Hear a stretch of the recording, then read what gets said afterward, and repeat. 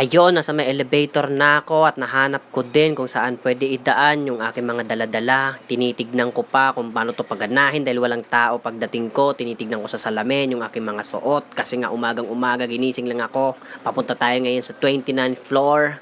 Di ko alam kung ano mangyayari sa akin pagbukas ng pagbukas neto at yun na nga, 29th floor na. Titignan ko kung magbubukas ba siya. Kung hindi, dito na lang ako sa loob at mai stuck ako. Wag naman sana. Ayun.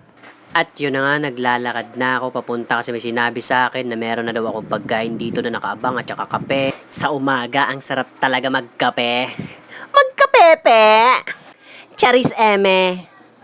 Ayun, habang nagkakape, tumingin ako sa bintana at sa baba, tinignan ko ang ganda ng klima, parang uulan pa yata. At meron akong napansin, parang nahagip ng aking camera, ayun, nasa may gitna, izo-zoom ko.